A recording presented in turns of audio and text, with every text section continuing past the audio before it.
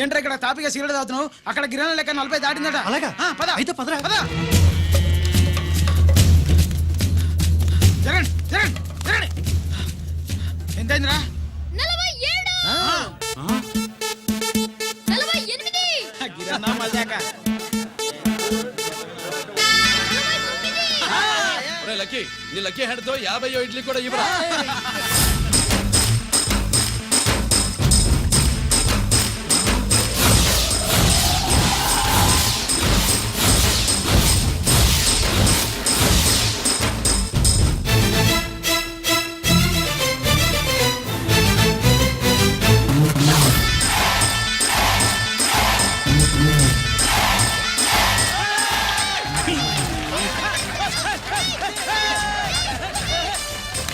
ప్రజలారా 50 ఇడ్లీలంటే 50 ఇడ్లీలంటే 2 కిలోల పిండి 50 ఇడ్లీలంటే కిరణ్ గెలుపు.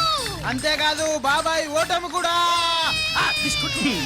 ఇప్పుడు బాబాయ్ గిరన్నకు సభాముఖంగా సభ లేదు కదా, రచ్చబండ ముఖంగా వెండి కప్ప అందజేస్తాడు. తీసుకోనా?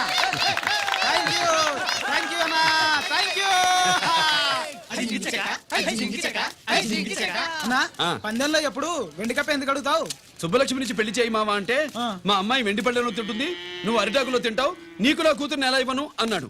అందుకే ఈ కప్పులన్నింటినీ కరిగించి 2 కంచాలు చేయిస్తాను. ఒకటి నాకు, ఇంకొకటి మా మామకి. మరి శుభలక్ష్మికి? తను నేను తిన్న కంచంలోనే తింటుంది కదరా. కంచం అంటే గుర్తొచ్చింది, ఇంటికెళ్ళి అన్నం తినాలి. పద. మళ్ళీ అన్నమా?